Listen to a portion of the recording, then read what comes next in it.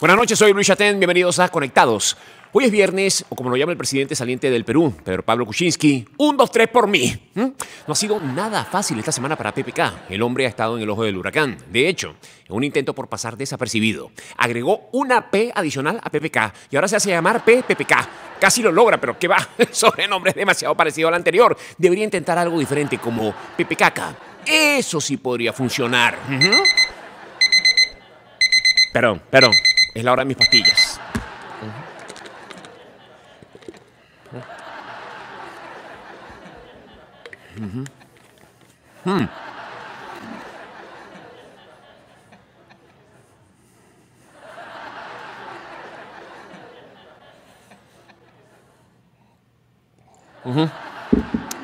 Muy bien. Aparentemente Kuczynski tiene muchas cuentas pendientes por aclarar con la justicia peruana. Eso motivó su renuncia. Muchos opinan que hizo lo correcto. Otros creen que debió aferrarse a la silla presidencial y jurar públicamente que sus detractores jamás retomarán el poder político, mientras otros creen que debió plantarse, no entregar la presidencia y amenazar con llevarla a una nueva etapa en conchupancia con las Fuerzas Armadas y el pueblo. Quien tenga oídos, que entienda. Quien tenga ojos, que vea clara la historia. Quien tenga ganas de vomitar, este es el momento. Les voy a dar 5 segundos. Fly away in my space rocket. You no need put money in my pocket. The door is closed, I just lock it. Ok, estamos de vuelta. Pórtense bien o pongo más de eso. Ok. En medio del sacudón político en Perú, uno se pregunta en qué irá a parar el enfrentamiento entre los hermanos Keiko y Kenji Fujimori. ¿Qué hay cosas, verdad? ¿Quién sabe? Recuerden que el partido de Keiko presentó los videos y audios en que aparece su hermano Kenji y otros congresistas en presuntas negociaciones para lograr votos de parlamentarios en contra de la destitución de PPK. Y yo que todavía no supero una vez que mi hermana me acusó con mi mamá por haberle dado un bistec de hígado a mi perro que no quería comer en el almuerzo. Bien. Esta no es la única vez que los hermanos Fujimori pelean. La primera vez sucedió en su natal Japón, en 1976, cuando Kenji le escondió el Walkman a Keiko y acabaron yéndose a las manos.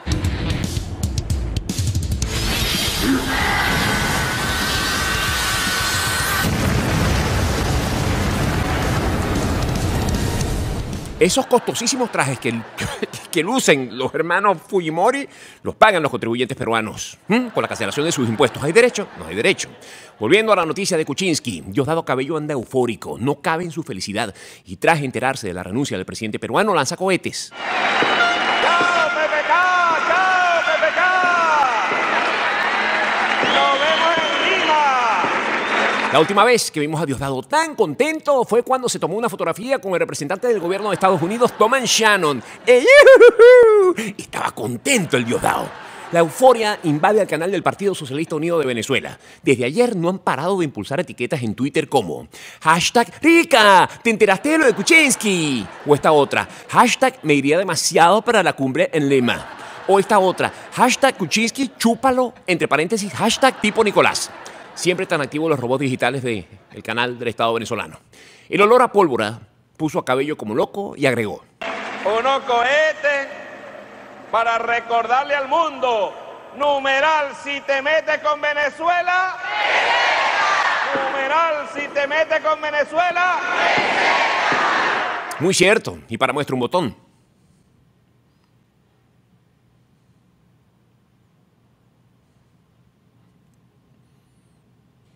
Seguimos.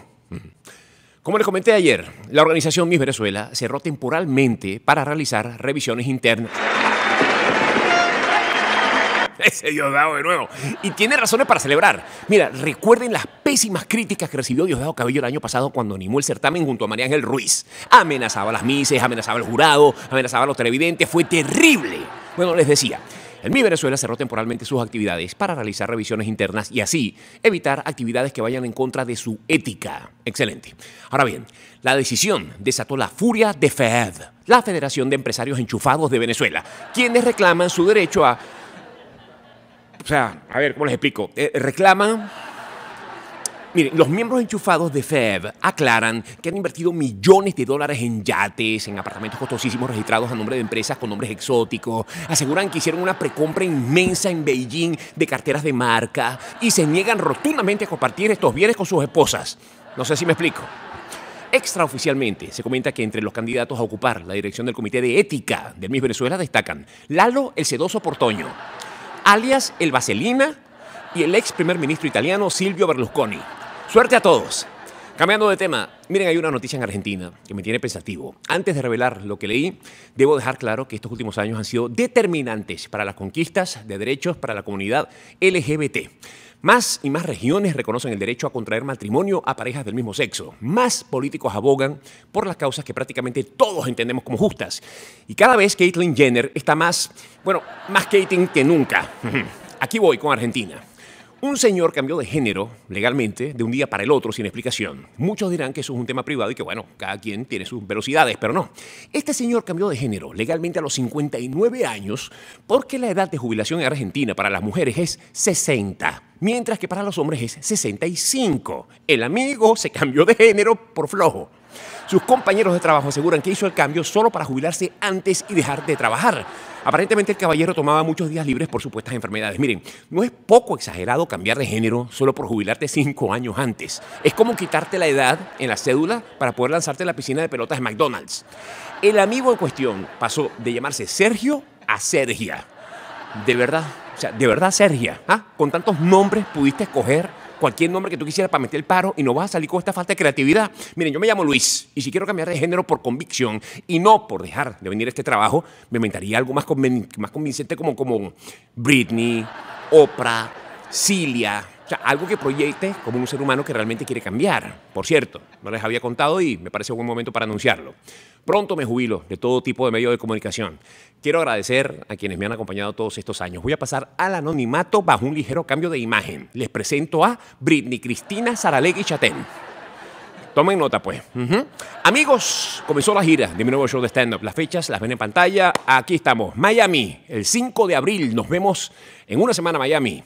En Santo Domingo, 27 de abril, Punta Cana, 28 de abril, Dallas, 4 de mayo, Houston, 5 de mayo, Bogotá, 10 de mayo, Santiago de Chile, 12 de mayo, Buenos Aires, 13 de mayo. Nos vemos muy pronto nuevamente. Conectado se genera desde las instalaciones de Noxo Studios en la ciudad de Miami, en una producción de Ángela Furió, para TV Venezuela y para Vivo Play. Hoy voy a conversar con el comunicador, escritor y conferencista Julio Bebione y con la también autora y conferencista Betty Amadio. No se retiren, seguimos conectados.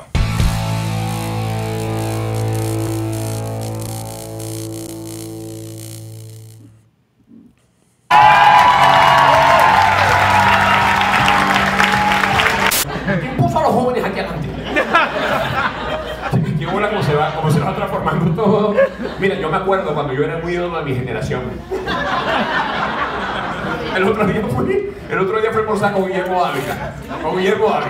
Estábamos Guillermo y yo comiendo. Marico, yo me acuerdo cuando yo te decía a ti que tú ya no eras el ídolo de la generación, pero ya yo tampoco.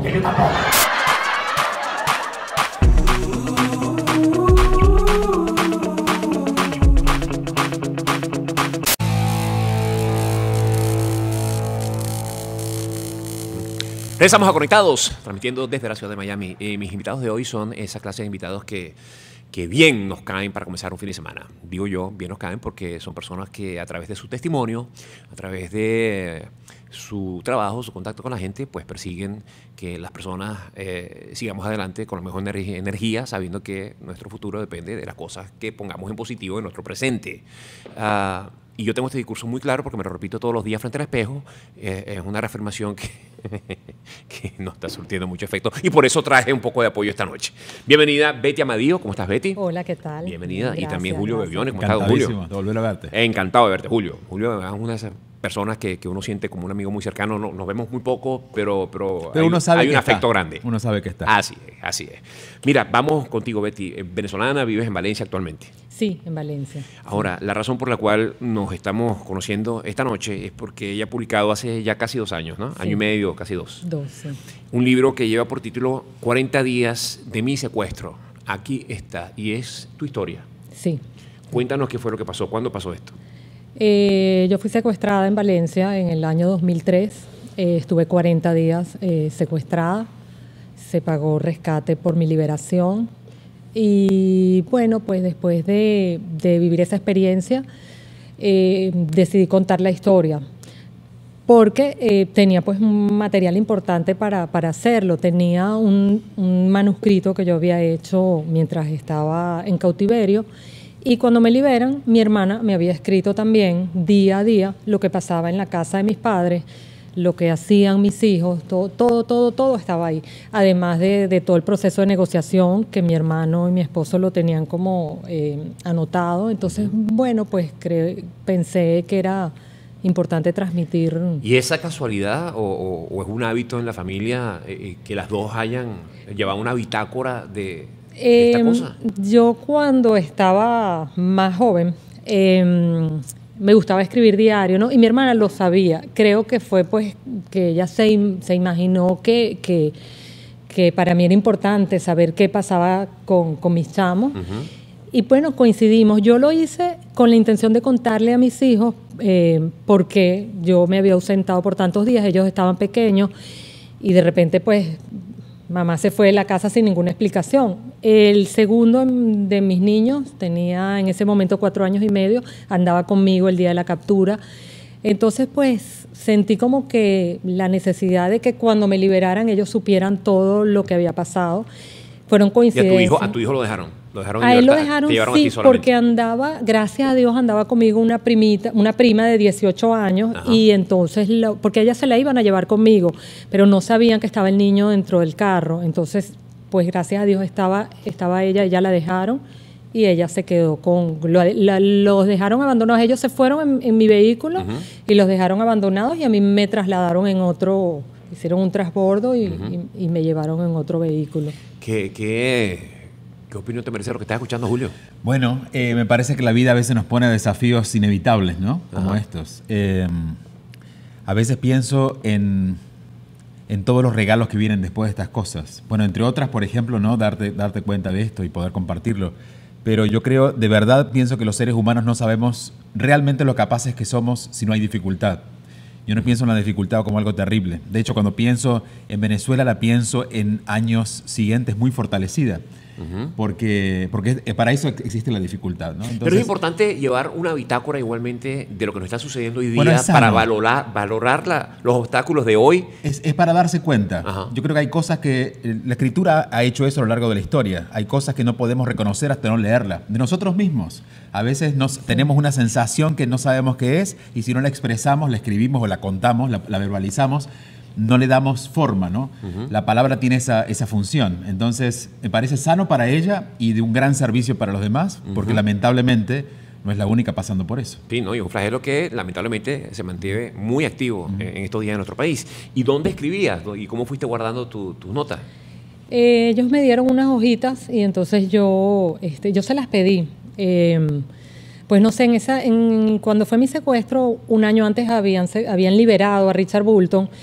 Y bueno, fue un secuestro tan largo que pues me daba miedo que el mío fuese tan largo, entonces como que yo no quería perder la noción del tiempo también, ¿no? Entonces pedí hojitas, me dieron hojitas, un bolígrafo y anotaba. El día de mi liberación, el comandante se puso a leer las notas y yo le dije que por favor, le supliqué que dejara que me las llevara. Él las leyó y bueno, pues realmente no había nada. Yo sabía que había cosas que no podía escribir. Él las leyó, había escrito algunos cuentos para mis hijos, leyó los cuentos, estuvimos un rato, pues él vio todo y chévere porque pues pude... Claro. ¿Cuál es tu profesión? Yo soy médico veterinario. Sí. Oye, pero el aplomo que has tenido, primero para llevar tu historia al libro, porque puede haber personas que sientan que puede haber represalias cuando esto se publique. O no quiere hablar de eso. O simplemente quiere pasar la página, es correcto. Es de admirar. Bueno, no te creas, al principio fue muy difícil. Fue muy difícil, sobre todo la parte de leer lo que vieron mis hijos, lo que escribió mi hermana. Pasaron 10 años para que yo tuviera el coraje de contarlo. Fue una terapia excelente, pero fue muy difícil. Al principio, pues cada vez que leía un capítulo, un día de lo que había pasado en casa de mis padres, de mis hijos, pobrecitos, de verdad que les tocó muy, muy difícil. Mis chamos tenían 6 años, 4 años y medio y 1 añito. Ahora tengo una niña también. Como tú dices, después vienen como premios, ¿no? Y eso fue un premio, un trofeo, ¿no? Una compensación, sí. Pero ellos les dijeron que estaba secuestrada. Nunca les dijeron, pero los niños son muy inteligentes y además el segundo andaba conmigo. Y por más que le dijeron que era un juego, él pues se daba cuenta, ellos veían detalles. Los niños que no saben la verdad, pero sienten la verdad. Impresionante, sí. Por ejemplo, fíjate, mi esposo y yo todas las noches cuando nos vamos a dormir, nos llevamos un vaso con agua. Entonces, cuando los niños decían, ¿dónde está mi mamá? Está en la finca y no pudo salir porque hay un crecido, una inundación, y ella no se pudo venir. Entonces, en la noche, cuando se iban a dormir, mi esposo les decía, no, mamá va a llegar y ustedes van a estar durmiendo, tranquilos. Entonces, un día, el mayor le dijo, papá, ¿dónde está el vaso de agua de mi mamá? Ellos ven detalles que uno cree que ellos no los ven, pero son muy inteligentes, sí. Una pregunta, por curioso. ¿Qué pasaba por tu mente en el encierro?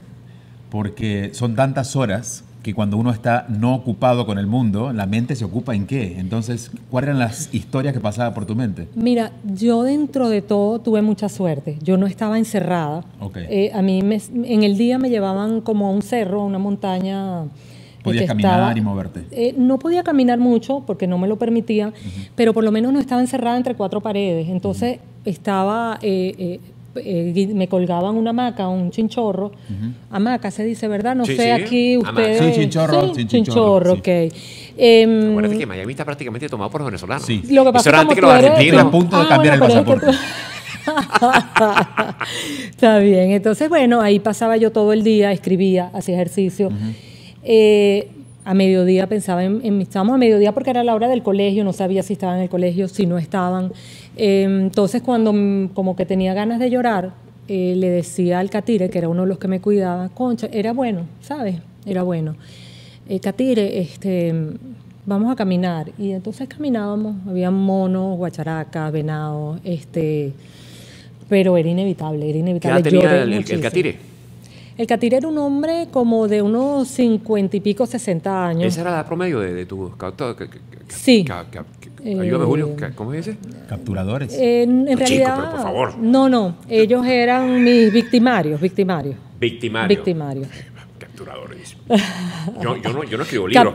Captores, lo que pasa es que ellos no fueron los captores, ¿sabes? Este tipo de secuestros pues tiene varias etapas, ¿no? El que te secuestra, el que te retiene y el que te libera. Cuida, ¿no? Exacto, entonces... Y sí. Y en esos días estaba como la promesa de salida. Digo, ¿pasó por tu mente que a lo mejor no había salida de esta situación? Sí, en algún momento sí, incluso llegué a pensar en escaparme, porque no veía progreso. Gracias a Dios, cuando eso pasó por mi mente, a los pocos días fui liberada. ¿Y tenías el plan para escaparte?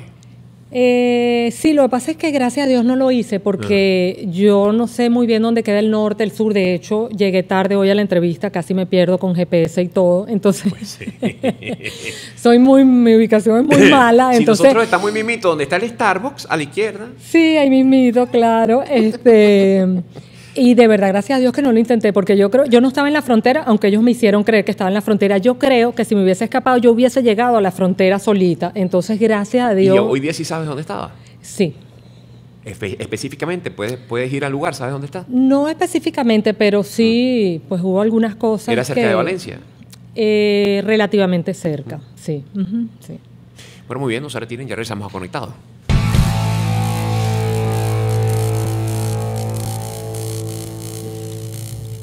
Curioso que... Padam, padam, padam, il arrive en courant derrière moi, me fait tourner la tête. Mon manège à moi, c'est toi. jamais s'il ne s'est coiffé, jamais s'il ne s'est lavé. La sangle blonde comme oui, mais sur les biceps il avait un tatouage avec un cœur bleu sur la problème. Et juste à l'intérieur, on lisait Maman je t'aime. Il avait une petite amie du nom de Marilou. On la prenait en pitié, une enfant de son âge. Car tout le monde savait bien qu'il aimait entre tout sa chienne des motos bien davantage. La la la la la la la, je ferai le tour du monde. Ça ne faudrait pas plus que ça. La terre n'est pas assez ronde. Maman neige à moi, c'est toi.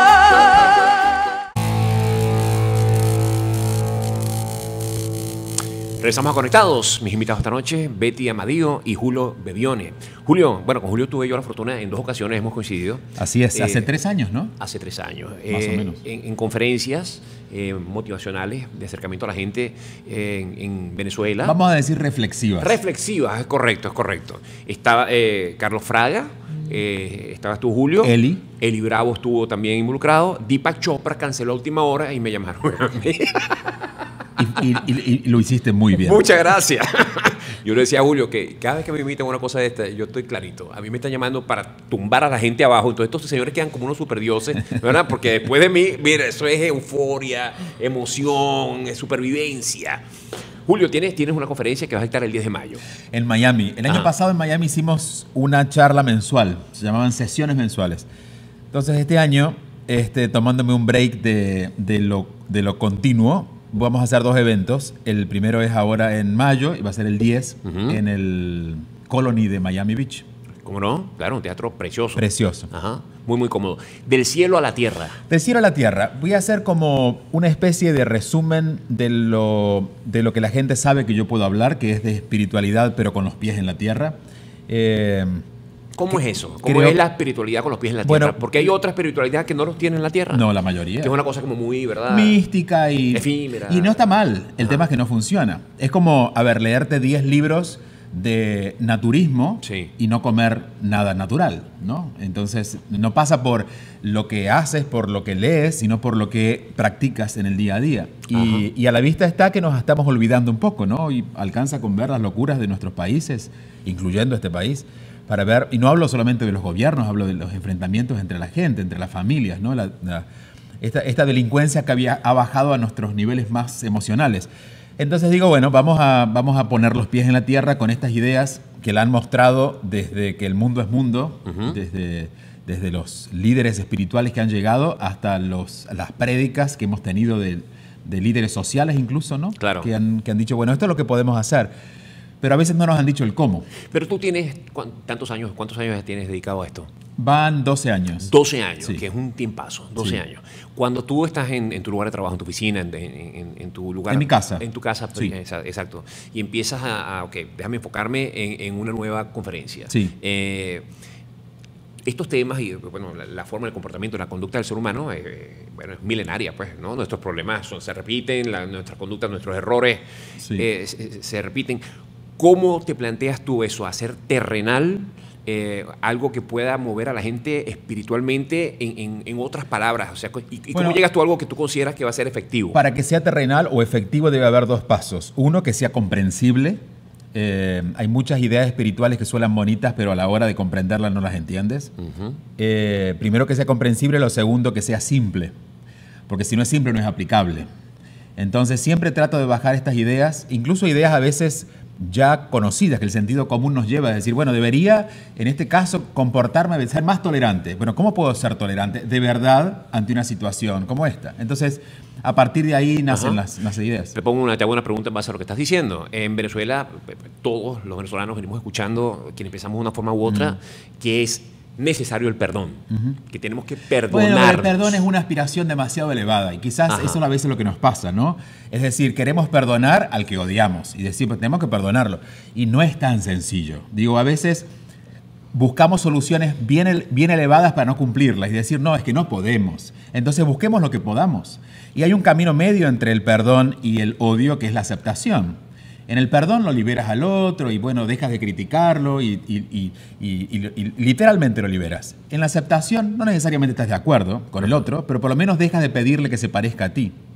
Entonces yo creo que el poquito de aceptación que podamos tener con el otro, sabiendo que no coincidimos, pero dejando de pedirle que coincida conmigo, yo ocupando mi lugar y respetando al otro, ya es posible. O respeto. El respeto te lleva al perdón eventualmente, pero antes tenemos que respetar. Entonces por eso digo que a veces tenemos que bajar ideas a lo terrenal y lo posible.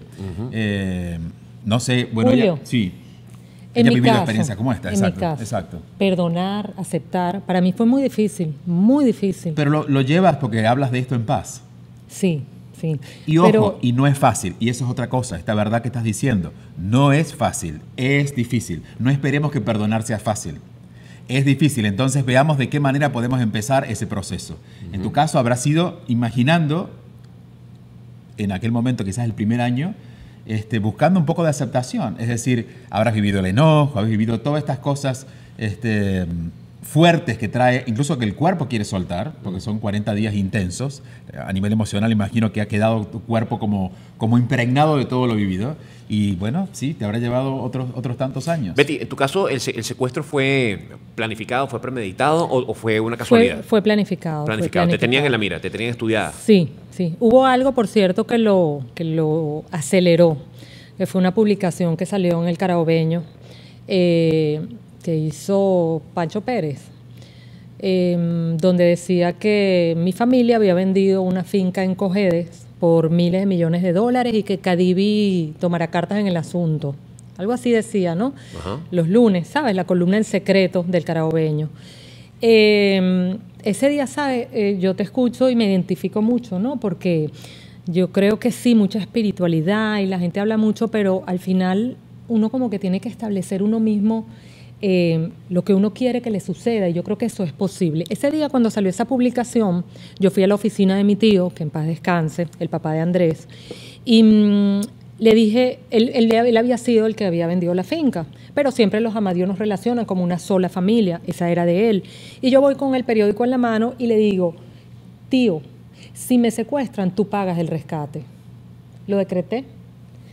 Pero yo no me di cuenta en ese momento, yo tardé mucho en darme cuenta de que decretamos lo que nos sucede. Igualmente, estando secuestrada, me llevan un libro de sopa de letras y tenía 99 sopas de letras. Entonces, el primer día, claro, desesperada, aburrida, fastidiada, hice 15 y dije, wow, no me van a alcanzar. Hice en la primera página del libro un almanaque y llegué hasta el día 7 de junio. Cuando llegué al 7 de junio yo dije, cónchale, es como exagerado, ¿no? Yo no voy a seguir. Pero todas las mañanas contaba hasta el 7 de junio, porque a veces me tocaba 9 sopas de letra al día para que me alcanzaran hasta el 7 de junio y después no estar aburrida. Ajá. Bueno, para resumírtelo, el 7 de junio fue el último día que yo subí el cerro y el 8 de junio, pasadas las 12 de la madrugada, me sacaron del sitio. Entonces un poco podemos decretar sin querer o queriendo, pero sí, queriendo, hay una cierta, imagínate. en lo que, por ejemplo, la preocupación es una forma de especulación que todos constantemente hacemos. Cuando nos preocupamos por algo, estamos de alguna manera generando eso que nos preocupa. Claro, lo hacemos de manera inocente, pero es una locura. Sí. Porque en realidad de lo que quieres sacarte de encima, en realidad lo estás trayendo arriba tuyo. Así que me alegro que ese aprendizaje haya estado muy claro para ti. Sí, claro, tardé, ¿no? No, las cosas no son así tan fáciles como parecen. Perdonar. Yo tengo que admitir que todavía hay cosas que yo no he perdonado. Lo que le hicieron a mis hijos, a mis padres, no he podido. ¿Físicamente fuiste maltratada? No, gracias a Dios no.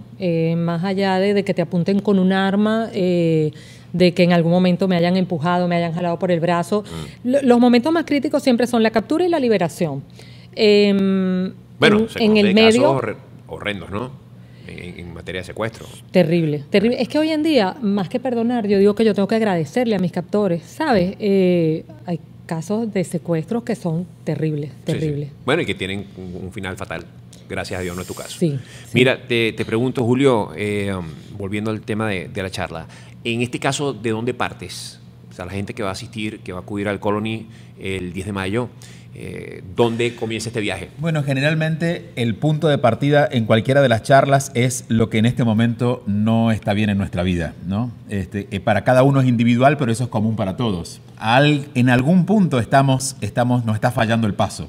En una relación, o en la economía, o con una enfermedad, o con alguna situación que no puedo digerir como puede haber sido esto en tu momento.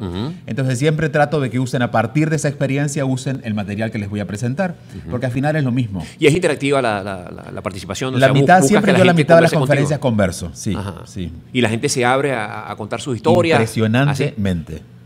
Yo digo, Sí. si ellas supieran que tienen gente alrededor y el vecino está sentado al lado, no lo dirían.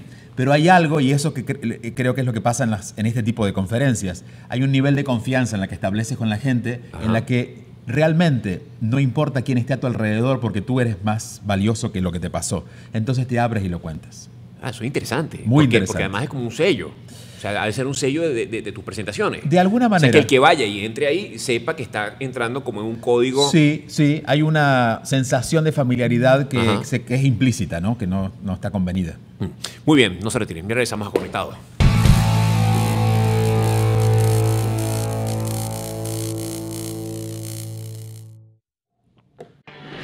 Southday Toyota, facilito, que vas por la autopista, eso va para Ponce. Southday Toyota, a Ponce, te vas a ir a Ponce, pones el GPS, pones Southday Toyota, donde están los vendedores que no te apabullan, que son los muy inteligentes. Tú te vas por la autopista.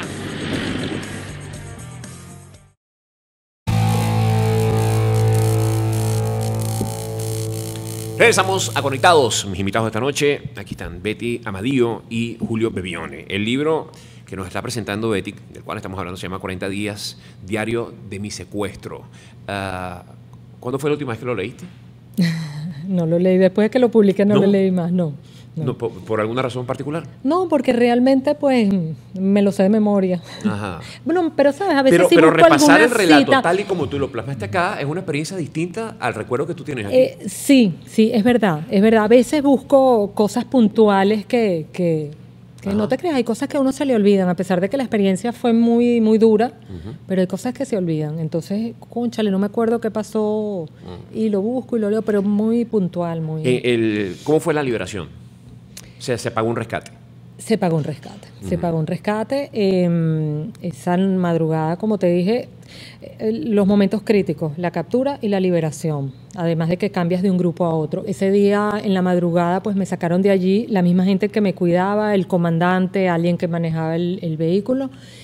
A mitad de la carretera me cambiaron me cambiaron de vehículo con una persona que nunca había visto. Uf, horrible, un tipo muy, muy malo, muy malo. Agresivo, me apuntaba con el arma. Yo me había dado cuenta durante toda esta experiencia que la gente, la mayoría de todos estos delincuentes, cuando yo les hablaba y trataba como de establecer una conversación con ellos, cedían un poco. Este no. Yo no podía abrir la boca porque me apuntaba con el arma. Yo estaba sentada detrás de él en el asiento y él me volteaba con la pistola y me decía, te callas, y no me dejaba hablar. Entonces dije, bueno, me callo. Pues no sé, estuve como 2 horas y luego me liberaron y me comuniqué con mi casa. ¿Te dejaron en una calle, en un lugar donde acordaron o tú te soltaron en un Ellos lugar? no me dijeron dónde me iban a soltar, pero yo siempre le dije al comandante, cónchale, comandante, cuando me vaya... Era mi amigo el comandante, gran amigo. Yo le Si decía... dices 2 veces más el comandante, vamos a tener un problema con Sony. Sí, Pero- los derechos de la serie son de Pero, Sony. ¿y cómo digo entonces el secuestrador? Sí, el jefe. Sí, se acepta, el jefe. No, pero te quedan 2 todavía, puedes decir 2 veces el comandante. Ah, ya yo dije una, te queda una. No, pero dame mi derecho, o sea, mis 2 oportunidades, ¿verdad? ¿Qué dicen tus hijos ahora que leen el libro? Porque Mira, ahora saben la historia completa. Sí, los 2 grandes Buena pregunta, se Julio. lo ¿Por leyeron. qué tú me haces eso Yo a mí? porque soy padre. ¿Por qué tú Tú me vas a porque hacer eso a mí todavía no has en sido padre. pleno programa mío? La gente que está viendo va a decir, pero qué buena pregunta hace Julio Bebione. Pues escríbeme un papelito y me la pasa por abajo de la mesa. Por WhatsApp. Por WhatsApp, claro. Los 2 grandes lo leyeron en 3 días. ¿Qué tienen ahora que edad? 21 y 19. El de 16 no se lo ha querido leer y Sofía, que tiene 12 años, no se lo ha querido leer. Hay niños de 9 años que son hijos de amistades que se los han leído Porque y que... es una historia ajena. Sí, no, pero no. los 2 pequeños no han querido leérselo. El segundo, que andaba conmigo, increíble. O sea, han pasado 15 años y se acuerda cosas puntuales del sitio donde él estaba, de las personas que lo trasladaron a ¿Y ha él. cambiado la rutina en tu familia? Porque ustedes siguen viviendo en Venezuela. La situación de inseguridad Seguimos se ha viviendo. incrementado. Bueno, tú sabes que 9 años y 5 meses después de mi secuestro, fueron secuestradas mi mamá y mi tía en Valencia, en una panadería muy concurrida y muy conocida de Valencia. Tienes que andar con medidas extremas de seguridad si quieres quedarte en Venezuela. Y la secuestraron a la luz del día. Plena luz del día, 7 de la mañana. Ajá. 7 de la mañana. ¿Cuánto o sea, tiempo estuvieron temprano. secuestradas? Ellas estuvieron secuestradas 9 días porque fueron rescatadas por el GAES, el Grupo Ajá. Anti-Extorsión y Secuestro de la Guardia Nacional. Terrible. Sabes que yo como víctima siempre cuando estaba secuestrada yo decía que ¿cómo estará mi papá y mi mamá? ¿Cómo estarán? Porque uno como víctima estarás muy mal, estarás en una situación terrible, pero sabes cómo estás. A mí me tocó vivir los dos lados y definitivamente es terrible. Los familiares de la víctima, o sea, yo me podía morir cuando secuestraron a mi mamá. Claro, yo sabía además lo que probablemente ella estaba viviendo, pero podía ser mejor, peor. No lo sabía. ¿Y tu experiencia le sirvió a tu mamá al momento de ser ella la secuestrada? Mira, mi tía, cuando la rescataron y nosotros fuimos al GAES a buscarla, me dijo, Betty, me sirvió tanto todo lo que tú me contaste. Y yo dije, wow, qué bueno, qué bueno. Sí, ellas hubo cosas que aplicaron. Claro. Sí. Mira, Julio, este mundo nuestro que está tan Loco. loco y hay tanta maldad y es tan complicado. ¿Cómo te sientes tú con la labor que realizas? Útil. Ajá. Y frustrado a la vez. A veces veo que sería tan simple hacer las cosas diferentes, con un poquito de voluntad. ¿Y por qué no sucede eso? Bueno, mucha inconsciencia. Inconsciencia le hace como gente con los ojos cerrados. O sea, que anda en la vida sin ver a dónde va y nos andamos pisando. ¿Tú crees que en esencia todo el mundo es bueno?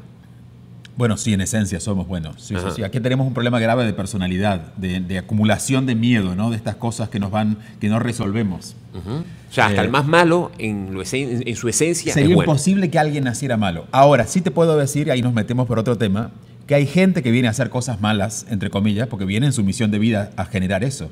Hay gente que viene a molestar demasiado para generar el caos que tiene que generar para que las cosas cambien. Y bueno, les toca esos roles. Eso no lo hace mal, lo hace que haga cosas malas. Pero claro, sí, yo creo... A ver... Forma parte de un equilibrio, macabro. Sí, necesario. Sí, ¿no? claro, porque sin malos no hay buenos, ¿no? Sí, exacto. Lo importante, a ver, es entender que está haciendo algo malo para no enrollarse con lo malo y decir, bueno, este tipo no quiero estar cerca, pero tampoco para enjuiciarlo, porque si lo enjuicio, ahí comienza el conflicto. Digamos, todos tenemos derecho a decir hasta aquí a alguien que está haciendo algo malo.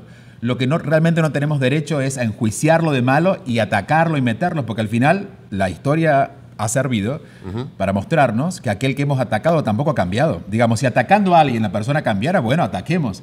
Claro. Pero ¿qué guerra ha terminado en paz? Mira, te voy a dejar una pregunta porque nos vamos ahora a comerciales que me interesa mucho. Este tipo de personas como tú que la tiene clara y nos pone un poco más clara y nos pone sí. Tú la tienes muy clara, no, Bebione, por favor, por el amor de Dios, no me vendas tan bien que después me sale caro. Mira, la pregunta es la siguiente: tú puedes resultar adictivo para personas que no se sientan o no encuentren todavía la energía para cambiar su rutina, cambiar las cosas que les están haciendo daño. Entonces están como siempre buscando a este amigo que les llena de ilusión y tal, y eso les dura 4 días y se vuelven a desinflar y vuelven otra vez. ¿Sabes? Pero el tipo de persona que te digo. Necesitamos dos partes y yo no colaboro con eso. O sea, tú no das tu pin, tú nos das tu... No solo por eso. No trato en el trabajo que yo hago, tengo una continuidad, al menos conmigo. Ajá. Digo, nunca te voy a invitar a que sigas haciendo cosas conmigo. De hecho, yo solía, cuando empecé a dar conferencias, lo que pasa es que después sonaba como muy irreverente, pero yo les decía al final de las conferencias, ojalá no nos veamos nunca más. ¿Tú no viste que yo te dije que me respondieras después de comerciales? ¿Por qué estás haciendo esto, Julio Bebione? Porque así somos. Ya regresamos.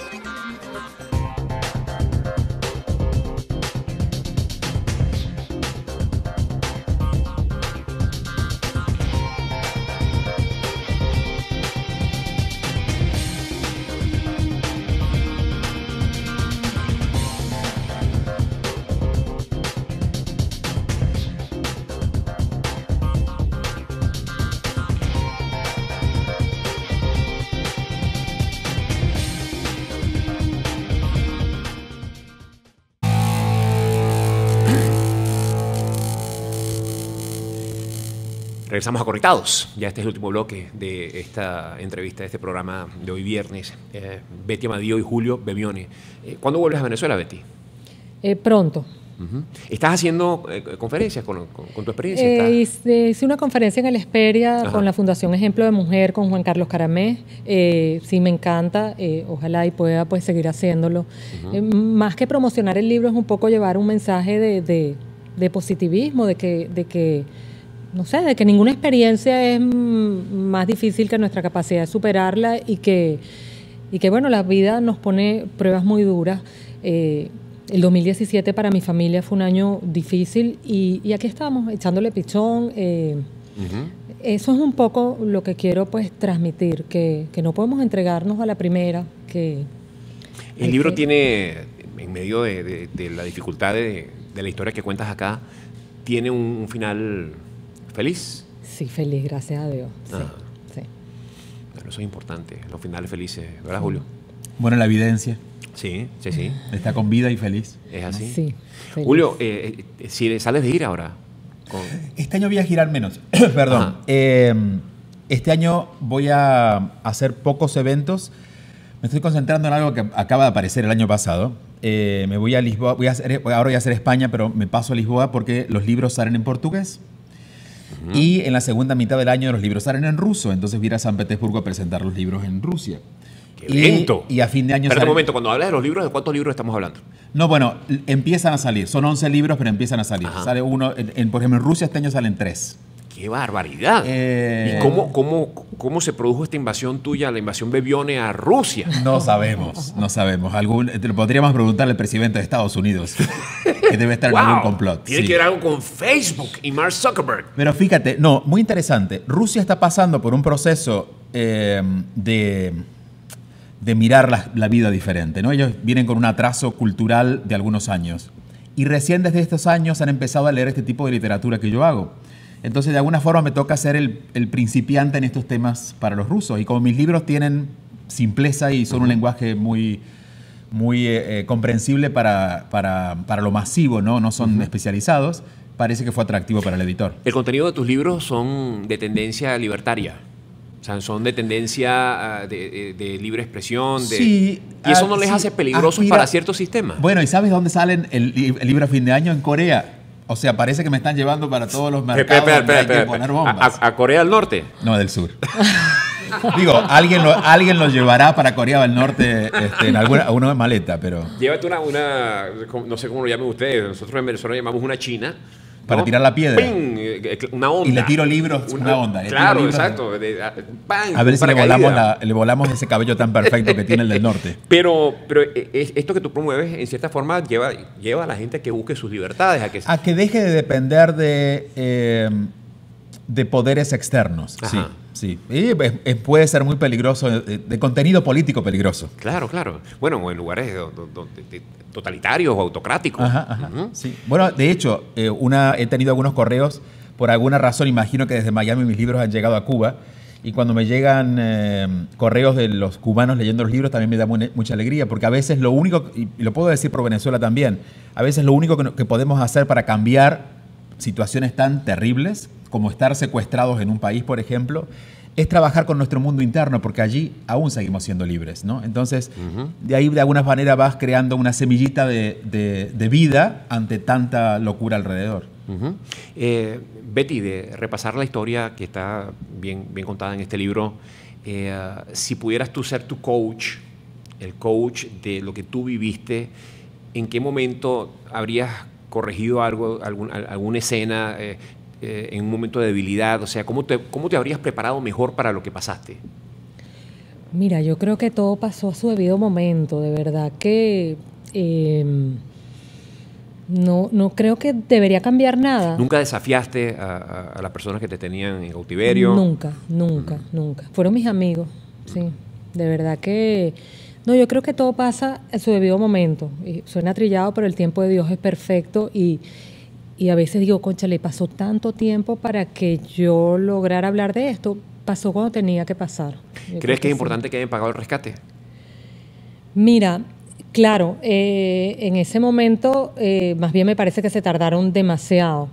Si como madre me pregunta si pagaría rescate por un hijo, Dios me los cuide y me los proteja, por supuesto lo pagaría. Pero, wow, es una pregunta difícil. Es difícil. ¿Qué le dirías a un grupo de secuestradores si te estuviera escuchando en este momento?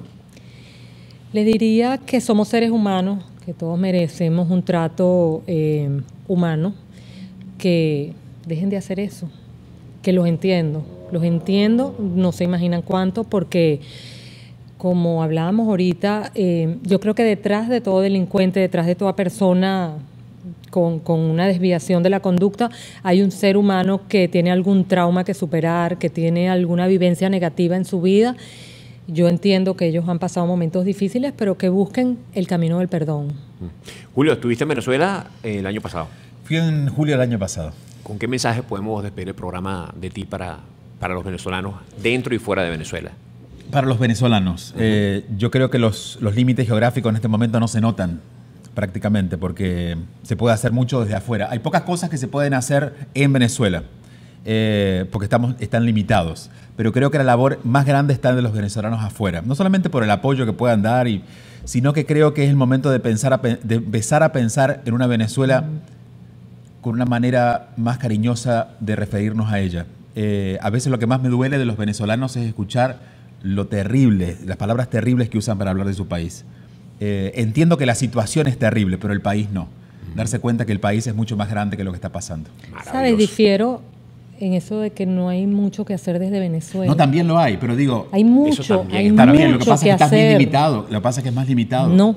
No, hay mucho que hacer precisamente porque no lo estamos haciendo. Ay, de acuerdo. Bueno que no se pusieron de acuerdo al final, porque ya el programa terminó. De acuerdo. Y todavía ha transcurrido tan hermosamente.